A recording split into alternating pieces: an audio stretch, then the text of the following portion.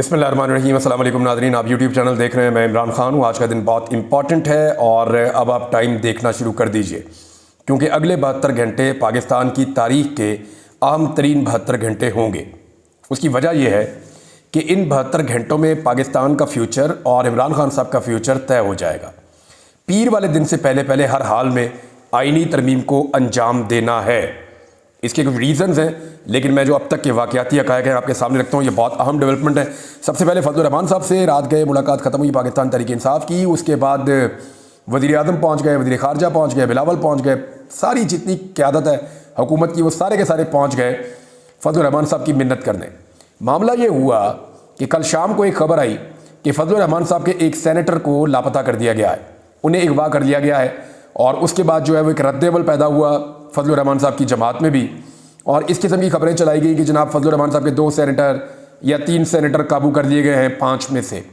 फजलुर रहमान साहब ने उसका रिएक्शन दिया। उन्होंने ये भी कहा कि अगर ऐसे बदमाशी चलेगी तो फिर बदमाशी का जवाब हम भी बदमाशी से देंगे, और उन्होंने कहा यह सिलसिला फौरी तौर पर बंद किया जाए। और फजलुर रहमान साहब ने इसके लिए 16 घंटे का टाइम दिया, और उसके नतीजे में वज़ीर आज़म खुद गए, बाकी लोग भी गए कि नहीं हम नहीं कर रहे ये। लेकिन जो भी ये कर रहे हैं वो कर तो इसी आइनी तरमीम के लिए रहे हैं। अब अगर फजलुर रहमान साहब के बंदे उठाकर आइनी तरमीम करनी है तो फजलुर रहमान साहब के पास एक मखसूस किस्म की स्ट्रीट पार है। वो मदारिस के तलबा भी हैं, उनके पास अपना एक क्राउड भी है।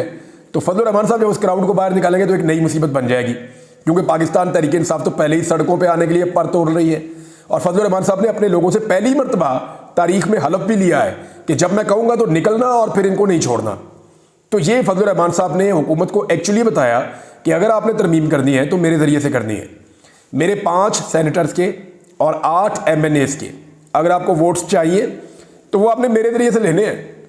अगर आप मेरी मर्ज़ी के ख़िलाफ़ ज़बरदस्ती मेरे लोगों के वोट लेंगे, यानी उनके पास टोटल 13 वोट हैं सेनेट के और कौमी असम्बली के मिला के, अगर मेरे बंदे तोड़ के आप ज़बरदस्ती वोट लेंगे तो मैं उसका रद्द-ए-अमल सड़कों पर दूंगा। ये है जनाब फजलुर रहमान साहब। और फजलुर रहमान साहब ने कहा जी कि अभी इस पर मज़ीद मुशावरत की ज़रूरत है, और हम फौरी तौर पे किसी आइनी तरमीम को ना सपोर्ट कर रहे हैं ना वोट डाल रहे हैं। तहरीक इंसाफ से भी और बातचीत उन्होंने करनी है। दूसरी जानिब पाकिस्तान तहरीक इंसाफ ने एक बड़ा ज़बरदस्त सियासी नुक्ता उठाया। उन्होंने कहा फजलुर रहमान साहब, हमारा और आपका चंद चीज़ों पर अगर इत्तफाक हो जाता है तो इट्स वेरी गुड, हम अपोजिशन है, हमारा जो भी इत्तफाक राय होगा, आप अपनी पार्टी के आप लीडर हैं। इसी तरह हमारी पार्टी में इमरान खान लीडर है, वो जेल में बंद है, तो हमें वो मुसव्वदा ले जाकर जो आपके और हमारे दरमियान तय पाया होगा वो इमरान खान साहब को भी दिखाना होगा, और इमरान खान साहब की इजाज़त लेनी होगी, क्योंकि हमारे भी तो बहुत बड़ी तादाद में वोटर हैं। लगभग 90 के करीब हमारे वोटर्स हैं कौमी असम्बली में, 19 हमारे सेनेटर्स हैं। जब उन्होंने वोट डालना है तो उन्होंने इमरान खान साहब की मर्ज़ी और मंशा के मुताबिक डालना है ना, ऐसे ही मुंह उठाकर तो वोट नहीं डाल देंगे वो। लिहाजा हमें भी इमरान खान साहब से मुशावरत करनी है। अब ये मामला आगे जाके एक मसला बन जाएगा। कैसे बन जाएगा? क्योंकि इमरान खान साहब से मुलाकातें बंद की हुई हैं, और आज का दिन आखिरी दिन है कि इमरान खान साहब से मुलाकात ना करने दी जाए। कल इमरान खान साहब का केस लगेगा दोबारा, वहाँ पे सहाफ़ी भी जाएंगे, इमरान खान साहब को बात करने का मौका मिलेगा। नंबर 1, इस बात को आप ज़हन में रखें। नंबर 2, हो सकता है कि इमरान खान साहब को इन 2 दिनों तक भी मिलने ना दिया जाए, यानी वो केस ना लगाया जाए कोई बहाना करके जी कॉज लिस्ट कैंसिल हो गई है, जज साहब ने आना था, कोई प्रॉब्लम हो गया, वो नहीं आ सकते। मुमकिन है कि उनको उनकी फैमिली से भी ना मिलने दिया जाए, अगले दिन एतवार है। तो हर हालत में हुकूमत की कोशिश है कि एतवार तक आइनी तरमीम कर लें। लेकिन फजलुर रहमान साहब एतवार तक, जब तक इमरान खान साहब से मुलाकात नहीं होगी पाकिस्तान तहरीक इंसाफ की, फजलुर रहमान तब तक वोट नहीं डाल सकते। इसलिए कि पाकिस्तान तहरीक इंसाफ ने और फजलुर रहमान साहब ने मिलकर मुसव्वदा बनाया, और वहाँ पर इमरान खान साहब को दिखाना ज़रूरी है, उसूली बात है। तो फजलुर रहमान साहब वोट भी नहीं डाल सकते, और वो नहीं चाहेंगे कि उनके लोग वोट डालें, इससे एक नई मुश्किल पैदा हो जाएगी। बहरहाल फजलुर रहमान साहब को काबू करने के लिए या उनके साथ मुशावरत करने के लिए जिन नामों को आपको हमेशा याद रखना पड़ेगा, उनमें असद कैसर साहब, जब सारे तनकीद करते थे कि क्यों जाते हैं फजलुर रहमान से, क्यों बातें करते हैं, तो असद कैसर साहब ने फजलुर रहमान साहब का दरवाज़ा मल कर रखा। 2 लोग हैं जो बहुत ज़्यादा गए हैं, एक असद कैसर साहब है, एक अखुंज़ादा यूसुफ ज़ई साहब है। इन्होंने बड़ी मेहनत की है फजलुर रहमान साहब के ऊपर। सलमान अकरम राजा साहब ने कानूनी नुक्ता नज़र से बड़ी मेहनत की है। फिर बैरिस्टर गौहर और उमर अयूब का अपनी जगह पे एक है, लेकिन एक किरदार जिसको आपको याद रखना होगा, जिन्होंने पहली मरतबा आइनी तरमीम को रोकने में फजलुर रहमान साहब को बड़े टेक्निकल तरीके से हैंडल किया था और उनके साथ मामलात को तय किया था, वो साहबजादा हामिद रज़ा है। इनका भी इसमें एक बड़ा इंपॉर्टेंट किरदार था। तो अब सूरत हाल ये है कि आईनी तरमीम के लिए आज ही कोशिश की जाएगी। अब तक की जो इतलात है उनके मुताबिक कि कैबिनेट भी बैठे, उसके बाद सेनेट के अंदर आईनी तरमीम पेश की जाए, क्योंकि इरफान सिद्दीकी ने कहा कि आज पेश कर देंगे। तो अगर पेश करते हैं तो नंबर कैसे पूरे करेंगे? हुकूमत के पास 58 सेनेटर थे अपने, इनमें से एक हुकूमत का सेनेटर मैंने आपको बताया कि वो तकरीबन 80% कन्फर्म है कि वो वोट नहीं डाल रहा, 57 रह गए। अब इन्हें चाहिए 7 मजीद सेनेटर। फजलुर रहमान साहब के अब तक 2 सेनेटर, दोनों का ताल्लुक बलोचिस्तान से है, वो काबू आए हुए हैं। इसी तरह जो मेंगल साहब हैं उनके दोनों सेनेटर्स को भी काबू कर लिया गया है। पाकिस्तान तहरीक इंसाफ के भी 2 से 3 सेनेटर्स काबू आ गए। तो 7 का नंबर तो पूरा है, यानी सेनेट के अंदर ये अक्सरियत शो कर सकते हैं कि 2/3 अक्सरियत हमारे पास है। लेकिन एक खतरा फिर भी मौजूद है कि जिन लोगों को दबाव के साथ तोड़ा गया है, क्या वो सेनेट में जाकर खड़े रहेंगे? कोई भी खड़ा नहीं रहेगा। जिसको दबाव के साथ तोड़ा ना, याद रखिएगा, दबाव में आकर कोई शख्स वोट नहीं डालेगा। ये पाकिस्तान का सबसे बड़ा ऐवान है, ये सबसे तगड़े लोग हैं पाकिस्तान के। ये जब सेनेट के अंदर आएंगे तो खड़े होकर, अगर तो पैसा लिया है ना, 1 अरब उठा लिया, 1 अरब 10 करोड़ उठा लिया, 90 करोड़ उठा लिए, जिन्होंने पैसा उठा लिया ना वो तो वोट डाल देंगे लेकिन रोते रहेंगे। अब 1-2 लोग ऐसे हैं, इस वक्त नाम लेना मुनासिब नहीं है, जिन्होंने ये दरख्वास्त की थी कि हम आपसे पैसे ले रहे हैं लेकिन आप हमारे ऊपर जुल्म कीजिए, हमारे ऊपर जुल्म कीजिए, हमारे बच्चों पर, हमारी फैमिली पर, हम पर जुल्म कीजिए, ताकि जब हम आपके हक में वोट डालें आईनी तरमीम के हक में, तो पाकिस्तानी अवाम का गैज़ो गज़ब हमारे ऊपर वैसे ना आए। तो मैं पाकिस्तानियों को बड़ा क्लियरली बता रहा हूं कि जो शख्स खामोशी से सर फेंक के अपनी पार्टी की मर्जी के खिलाफ वोट डालेगा इस आईनी तरमीम के लिए, आप आंखें बंद करके ये सोच लें कि वो कोई मजबूरी नहीं है। यानी शहबाज गिल, उसका भाई अंदर था कितना लंबा अरसा, आप देखें अजहर मशवानी, उसके 2 भाई अंदर थे, कितना लंबा अरसा उन्हें गायब रखा, वो तो नहीं टूटे, वो अपना काम करते रहे। बेशुमार लोग और ऐसे हैं, यानी रेहाना डार साहब के दोनों बेटों को अगवा किया गया, वो भी नहीं टूटी, वो भी डट कर खड़ी रही। तो और बहुत बेशुमार लोग हैं ना, तो ये कोई कागज के बने हुए लोग हैं कि ये फौरन टूट जाएंगे, जरा सा दबाव पड़ेगा, ऐसी बात नहीं है। पैसों के साथ ही बिकेगा जो भी बिकेगा, वोट जो भी देगा पैसों की वजह से देगा। इसके अलावा दबाव की वजह से, किसी अगवा की वजह से, किसी तशद्दुद की वजह से कोई भी वोट नहीं डालेगा। एक तो इस बात को आप कंफर्म कर लीजिए। अब अगर सेनेट के अंदर किसी तरह इन्होंने पूरा कर लिया मामला, तो फिर रोल आ जाएगा चीफ इलेक्शन कमिश्नर का। इलेक्शन कमीशन से, क्योंकि कौमी असेंबली में बंदे पूरे नहीं हो रहे, 215 बंदे हुकूमत के पास हैं टोटल मिला के, स्पीकर वोट डाल नहीं सकता, 214 रह गए। आदिल बज़ई का बेचारे का रात के प्लादे भी तोड़ दिए कोयटा के अंदर, तबाही फेरी हुई थी वहां पे, और पूरे शहर की इंतजामिया पहुंची हुई थी, और इवन इंटेलिजेंस के लोग भी पहुंचे हुए थे, और वहां पे धड़ाधड़ उनके प्लादे तोड़ रहे थे। आदिल बज़ई को जो है वो एक दौर में कोर कमांडर ने कहा था कि आप के पास सरमाया है तो कोयटा को खूबसूरत बनाते हैं, तो उन्होंने बड़ी खूबसूरत बिल्डिंग्स और प्लाजे बनाए थे, वो प्लाजे रात को गिराए हैं उन्होंने। तो मैंने रब्ता किया तो उनकी फैमिली ने कहा जी अब तो प्लाजे भी गिर गए हमारे, अब तो हम आदिल को कहेंगे कभी भी मत टूटना, खड़े रहो। तो आदिल बज़ई जो है वो और इलियास, ये 2 बंदे, इलियास चौधरी, ये 2 बंदे और निकल गए, तो हुकूमत के पास रह गए 212 वोट। अब इनको चाहिए कितने? और 12 ही और चाहिए 224 पूरे करने के लिए। 3 पीटीआई के पक्के टूटे हुए, उस्मान चौधरी, ज़हूर कुरैशी और औरंगज़ेब खिच्ची, इन तीनों के बारे में कहा जा रहा है टूट गए, तो ये हो जाते हैं 215। फजलुर रहमान साहब के 2 जो टूट गए उनको मिला लें तो ये 217 हो जाते हैं। अब 7 बंदे और कहां से तोड़ेंगे?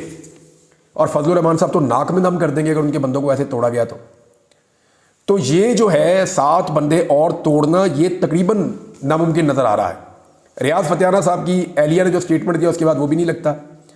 साहबजादा अमीर सुल्तान जो है उनके बारे में लोग कहते हैं, लेकिन अभी तक तो वो लोग कह रहे हैं हम खड़े, तो कहां से तोड़ेंगे बंदे? ये बहुत मुश्किल लगता है कि बंदे टूटेंगे और पूरे किए जाएंगे। हाँ, लेकिन ये जरूर है कि कुछ लोगों ने पैसा लेकर हामी भरी हुई है कि जनाब हम वोट डालेंगे, हो सकता है कि 2-3 नंबर ऊपर नीचे हो जाए। अगर ये 224 पूरे होते तो आप मेरी बात लिख कर लीजिए, अगर ये 224 पूरे होते तो रात को आदिल बज़ई का प्लाजा ना गिर रहा होता। अगर ये 224 पूरे होते तो जबर और फस्तायत जो हो रही है ये ना हो रही होती। तो 224 जनाब पूरे नहीं हो रहे। अब कैसे पूरे होंगे? हो सकता है कि इलेक्शन कमीशन जो है उसको मजबूर कर दिया जाए कि एक अजीबोगरीब खेल खेल दे, यानी इलेक्शन कमीशन मखसूस नशस्तों का एक हिस्सा वापस हुकूमत को देकर उन्हें 2 तिहाई अक्सरियत दे दे और उसके बाद वो फौरी तौर पे कौमी असम्बली से पास करवा के तरमीम और फिर मजबूती के साथ बैठ जाएं कि जनाब अब तो हमारे हाथ में हर चीज़। लेकिन ये भी नहीं हो सकता। अगर इलेक्शन कमीशन ने ये किया तो पीर वाले दिन, सोमवार वाले दिन ये तरमीम कल अदम हो जाएगी। वो कैसे होगी मैं आपको बताता हूं। इलेक्शन कमीशन ने अभी दोबारा सुप्रीम कोर्ट ऑफ पाकिस्तान से रुजू किया हुआ है कि जनाब इस फैसले के ऊपर अमल दरामद करना है, तो ये तो मामला सब जुडिस है। जो मामला सब जुडिस है यानी अभी तक वो मामला अदालत के अंदर ज़ेरे समाअत है। ऐसे मामले के ऊपर इलेक्शन कमीशन ऑफ पाकिस्तान खुद से कोई भी फैसला नहीं कर सकता। ये मखसूस नशिस्तें वो नहीं दे सकता हुकूमत को। अगर देगा और इसके ऊपर वोट लेगा और इससे आईनी तरमीम करवाएगा तो फिर आईनी तरमीम भी कल अदम हो जाएगी, कोई उसका फायदा नहीं होगा। मैं आपको ये फिर बता रहा हूं कि इस तरह ये आईनी तरमीम दोबारा से कल अदम हो जाएगी। इलेक्शन कमीशन को लालच ये है कि इस तरमीम के अंदर उनको भी एक्सटेंशन मिल रही है। इलेक्शन कमीशन को उनके अरकान को एक्सटेंशन मिल सकती है। फिर इसमें एक चीज़ और भी है बड़ी हसास, जो मुझे कल पता चली और आसमा शरादी साहिबा के शो के अंदर ये डिस्कस हुई कि आर्मी चीफ की एक्सटेंशन और उनकी बर्खास्तगी, यानी एक आर्मी चीफ को एक्सटेंशन देने का इख्तियार या उनको ओहदे से हटाने का इख्तियार, ये वज़ीर आज़म से चला जाएगा, एक कमेटी को मिल जाएगा। यानी वज़ीर आज़म के पास ये जो एक इख्तियार है, एक ताकत है कि वो आर्मी चीफ को एक्सटेंशन दे सकते हैं या उनके ओहदे से उनको हटा सकते हैं। ये इख्तियार वज़ीर आज़म से हटकर एक कमेटी के पास चला जाएगा। तो ये भी एक है जनाब, और इसको चैलेंज नहीं किया जा सकेगा। कुछ बहुत सारी इसमें और भी कॉम्प्लिकेशंस हैं। बहरहाल अभी जो सिचुएशन है उसके अंदर मैं आपको ये बता देता हूँ कि नंबर पूरे नहीं हुए, ना सेनेट में ना कौमी असम्बली में। अगर सेनेट में नंबर पूरे किए गए तो मौलाना साहब की पार्टी की जानिब से एक एहतजाज का सिलसिला शुरू हो जाएगा और पाकिस्तान तहरीक-ए-इंसाफ ने ऑलरेडी आज के दिन के लिए एहतजाज की कॉल दी हुई है। आज पाकिस्तान तहरीक-ए-इंसाफ का एक इम्तिहान भी है और ये एक बड़ा इम्तिहान है। देखिए ना, ये कैसे पॉसिबल है कि इतनी लंबी जिद्दोजहद एक पॉलिटिकल पार्टी ने की है, वो बिल्कुल आकर आखिरी 4 बॉलों का जो खेल रह गया वहां पे वो अपनी दिलचस्पी छोड़ दें। अब पाकिस्तान तहरीक-ए-इंसाफ को भी अपना पूरा जोर दिखाना होगा। यानी तहरीक-ए-इंसाफ को जो मुल्क गिर एहतजाज की उन्होंने कॉल दी है, इसको साबित करना पड़ेगा कि वाकई में ये मुल्क गिर एहतजाज हो रहा है। पूरे पाकिस्तान में लोग निकल रहे हैं और पूरे पाकिस्तान के लोग जो है वो जोर लगा रहे हैं इस आईनी तरमीम को रोकने के लिए। वकला को भी शो करना पड़ेगा। देखिए, ये पीर तक क्यों करना है मैं आपको ये बताता हूँ। पीर से पहले करना है।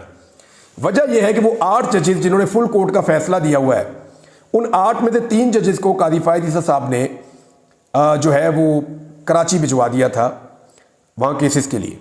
तो वो इस हफ्ता कराची में रहे हैं। इसी तरह जो जस्टिस मुनीब अख्तर साहब हैं वो छुट्टी पे गए हुए हैं।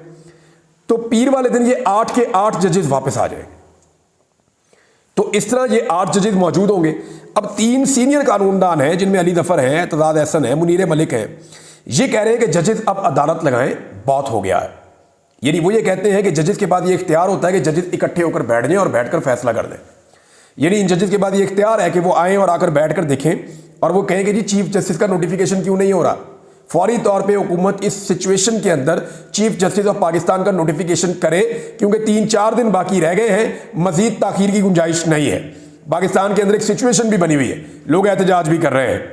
और दूसरा यह है कि सुप्रीम कोर्ट ऑफ पाकिस्तान का फुल कोर्ट का एक फैसला है, उसके ऊपर अमल दरामद क्यों नहीं हुआ।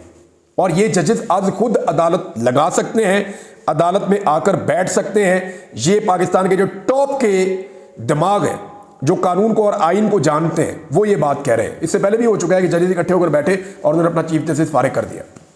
तो हो सकता है जजेस यहां पे कोई अहम फैसला करे, तो मंडे से पहले कोशिश की जा रही है, इससे पहले कि सारे जज पीर वाले दिन इकट्ठे हो जाएं सुप्रीम कोर्ट ऑफ पाकिस्तान में, तो कोशिश की जा रही है कि पीर से पहले जो भी खेल खेलना है वो खेल खेल लिया जाए। अच्छा, इसमें यह भी याद रखिएगा कि इलेक्शन कमीशन ने खुद सुप्रीम कोर्ट से रुजू किया हुआ है। अब इलेक्शन कमीशन ने खुद जब सुप्रीम कोर्ट से पूछा हुआ है, तो फिर सुप्रीम कोर्ट ऑफ पाकिस्तान में यह मामला ज़ेरे समाअत है। और ऐसे मामले में इलेक्शन कमीशन अगर सीटें देने की कोशिश करता है, तो इलेक्शन कमीशन जो है वो एक गैर कानूनी गैर आईनी काम करेगा, उसका खमियाजा भी इलेक्शन कमीशन को भुगतना पड़ेगा। एक और खबर मैं आपको दे देता हूं नाजरीन के हमारे 2 बड़े सीनियर बड़े अच्छे सहाफ़ी हैं। शाकिर अवान साहब हैं, ये कोर्ट रिपोर्टिंग करते हैं, सोशल मीडिया पे बड़े एक्टिव हैं और ट्विटर के ऊपर बहुत एक्टिव हैं। इनको बड़े लंबे अरसे से धमकाया जा रहा था और कहा जा रहा था कि आप सोशल मीडिया का इस्तेमाल छोड़ दें, क्योंकि ये खबरें देते थे, अदालती खबरें देते थे, हालात से आगाही देते थे, जो भी जुल्म और ज्यादती हो रही है उसके बारे में बताते थे। तो शाकिर अवान साहब के ऊपर बड़ा ज़बरदस्त दबाव था और बिलाखिर उनको उनके चैनल से निकलवा दिया गया। अब उनके पास जॉब नहीं है, ये ज्यादती की गई उनके साथ। दूसरा, समीना पाशा साहिबा, ये बड़ी अच्छी जर्नलिस्ट हैं, आप सब उन्हें जानते हैं, किसी तारुफ की मोहताज नहीं है। वो अपना सोशल मीडिया पे भी एक उनका प्लेटफॉर्म है जिसमें वो काम करती हैं, बड़ा अच्छा काम करती हैं, मेरी छोटी बहनों की तरह। मेरा एक बड़ा अच्छा उनके साथ एक रिलेशन भी है, एक ताल्लुक़ है उनसे। तो समीना पाशा साहिबा को भी उनकी जॉब से निकाल दिया गया है। आप सबसे गुजारिश है कि इन दोनों को सपोर्ट करें, इन दोनों को सपोर्ट करें। ये लोग सोशल मीडिया पे अपना काम करते हैं, इनके काम को सराहें, इनकी हौसला अफजाई करें ताकि ये आगे बढ़ सकें। हुकूमत तो निशाने इबरत बनाने की कोशिश कर रही है। देखें, 2 साल से मेरे पास नौकरी नहीं है, कोई मुझे नौकरी नहीं देता, और नौकरी क्या देता, मुझे तो किसी टीवी चैनल पे बैठ के किसी टॉक शो में बात भी नहीं करने देता। मेरे लिए तो सारे दरवाजे बंद किए हुए हैं। लेकिन मैं अपना कतारसिस या जो अपनी इंफॉर्मेशन है या जो मेरे अंदर एक वो जर्नलिस्ट जो रहता है, वो मामला मैं आपके सामने यहाँ पे सोशल मीडिया के जरिए रखता रहता हूँ। आप सबका बहुत शुक्रिया कि आप सुनते हैं, मुझे बर्दाश्त करते हैं। तो मेरी ये गुजारिश है कि आप इन लोगों को जिनकी नौकरियां जा रही हैं, इनको ज़रूर सोशल मीडिया के प्लेटफॉर्म्स के ऊपर सपोर्ट करें। ये लोग कीमत किस बात की चुका रहे हैं? इस बात की कि ये सच बोलते हैं। अभी इनको बहुत दबाया गया, धमकाया गया, ये जो बच्चों का एहतजाज था इस मामले में, लेकिन इन्होंने हुकूमत की बात नहीं मानी। अब इनकी नौकरियां चली गई हैं। अब हुकूमत ने एक और काम भी कर दिया कि पंजाब में 3 दिन तक तालीमी इदारे बंद रहेंगे। मैं इनकी हैंडलिंग पे हैरान हूं। ये ऐसी अजीबोगरीब हुकूमत है, इनको समझ ही नहीं आती कौन सा मामला कैसे हैंडल करना है। यानी पहले एक छोटे से वाक़े को एक कॉलेज में एहतजाज हो रहा था ना, तो उस कॉलेज के अंदर उसको रिजॉल्व किया जा सकता था, बच्चों को यकीन दिलाया जा सकता था। वो इतने अच्छे तरीके से गया, जो एजुकेशन मिनिस्टर है, इतने साफ सुथरे तरीके से उसने बच्चों को भी हैंडल किया, कॉलेज को भी हैंडल किया, मामला ठीक किए और पकड़ के सारा मामला ख़राब कर दिया कि जी हमारे हाथ में हथौड़ा है, हमने हर काम ठोक के करना है, हमने हर एक को मारना है, हर एक को फेंटी लगानी। पता नहीं क्या फस्तायत की इनको आदत पड़ गई, अपने ही बच्चों को मार रहे हैं, अपने ही बच्चों को मार रहे हैं। 250 बच्चा उठा के जो है वो गिरफ्तार कर दिया इन्होंने, और कह रही जी और भी गिरफ्तार करेंगे। तो बच्चों ने भी तेजनी का नाच नचाया हुआ है, वो भी लड़ रहे हैं हर जगह पे। तो बच्चों की बात सुने, ये हमारे अपने बच्चे हैं और वो राइट मांग रहे हैं, इसको अप्रिशिएट करें कि चले उनकी इंफॉर्मेशन गलत हो सकती है, लेकिन वो एक अच्छे कॉज के लिए निकले और खड़े हो गए। उनको अप्रिशिएट करें और उनके साथ बैठें, उनसे बात करें। लेकिन वही हसीना वाजिद वाला रवैया, हसीना वाजिद भी यही सारी ऐसी बातें करती थी जैसे ये वाली हुकूमत कर रही है, नौजवानों के बारे में, बच्चों के बारे में। बहरहाल ये इस इशू के ऊपर मैं दोबारा बात करूंगा, इंफॉर्मेशन जो होगी वो आपके साथ शेयर करूंगा। लेकिन मियां नवाज शरीफ साहब ने कमाल काम कर दिया, ज़बरदस्त किस्म का। ये मैं आपको खबर पहले पढ़ के सुनाता हूं ताकि आपको आइडिया हो कि मियां साहब ने कारनामा क्या किया है। पाकिस्तान से ज़्यादा मियां साहब को जो है ना वो भारत का दर्द उठता है। इंडिया के सहाफ़ियों को साथ बिठाया और बैठा के मियां साहब क्या कह रहे हैं ज़रा सुने। नवाज शरीफ साहब ने पाकिस्तान और भारत को तल्ख मादी पीछे छोड़कर आगे बढ़ने की तजवीज़ दी और कहा कि पाकिस्तान की जो इजाफी बिजली है वो भारत को हम बेचना चाहते हैं, भारत को हम बेचेंगे। और उसके बाद उन्होंने कहा नवाज शरीफ साहब ने कि हम भारत को सस्ती बिजली बेचने के मैं हक में हूं और ये ज़रूर करना चाहिए। अब सुन लें जनाब, भारत में बिजली का रेट पाकिस्तान से कम है और नवाज शरीफ साहब भारत को सस्ती बिजली देना चाहते हैं और पाकिस्तानियों को महंगी बिजली देना चाहते हैं। ये जो इजाफी बिजली पैदा हो रही है ना पाकिस्तान में, ये कारखाने मियाँ साहब ने लगाए थे। सारी दुनिया बता रही थी मियाँ साहब इतनी बिजली नहीं चाहिए, और मियाँ साहब हमारी ज़रूरत जो है वो मैक्सिमम 25,000 भी नहीं जाती। हमारी बिजली प्रोवाइड करने की सलाहियत 20-22 हज़ार से ऊपर नहीं है। मियाँ साहब ने 43,000 मेगावाट के मनसूबे लगा दिए पाकिस्तान में। कमीशन धड़ाधड़ बन रहे थे, धड़ाधड़ मनसूबे लग रहे थे और अजीबोगरीब किस्म के मनसूबे लगाए जिनका बोझ कौम आज उठा रही है। 2100 अरब रुपया हम इस साल का सिर्फ कैपेसिटी पेमेंट दे रहे हैं, जो बिजली कभी नहीं बनी उसके पैसे हम देंगे। कैपेसिटी पेमेंट हम दें, महंगी बिजली हम खरीदें, इजाफी बिजली मियाँ नवाज शरीफ बनाए और बना के इजाफी बिजली बांटे अपने दोस्तों को इंडिया में कि जनाब इंडिया को हम सस्ती बिजली देंगे। यानी इंडिया को बिजली देंगे सस्ती सब्सिडी के ऊपर और पाकिस्तान में देंगे महंगी, और कैपेसिटी पेमेंट भी पाकिस्तानी देंगे। क्यों? क्योंकि उन्होंने आपको वोट डाला। किस बात का बदला ले रहे हैं पाकिस्तान से? पता नहीं, मेरी समझ से बाहर है। ये खानदान पाकिस्तानियों का दुश्मन है मेरे ख्याल में। एक अजीबोगरीब ही इन्होंने काम कर दिया। इंडिया को देंगे सस्ती बिजली, ये लिखा हुआ है, जियो पे लिखा हुआ है यार, मैं अपने से नहीं कह रहा, जियो टीवी ने लिखा है कि जनाब मियाँ साहब कह रहे हैं इंडिया को सस्ती बिजली देनी है, पाकिस्तानियों को महंगी बिजली देनी है। यही हो रहा है ना, पाकिस्तान को देंगे महंगी बिजली, पाकिस्तानी ही देंगे कैपेसिटी पेमेंट। 2100 अरब रुपया सालाना हम भरे अपनी जेब से और सब्सिडी के ऊपर सस्ती बिजली मिले भारत को। और वो इसलिए कि जनाब ने अपने शौकों के अंदर ज्यादा बिजली पैदा कर ली है और वो अब भारत को सस्ते दामों देना चाहते हैं। शाबाश, ये है जनाब मियाँ साहब की हकीकत और ये है उनके दिल के अंदर दर्द दिल इंडिया के लिए। अब तक के लिए इतने, अपना ख्याल रखिएगा, अपने चैनल का भी। अल्लाह हाफ़िज़।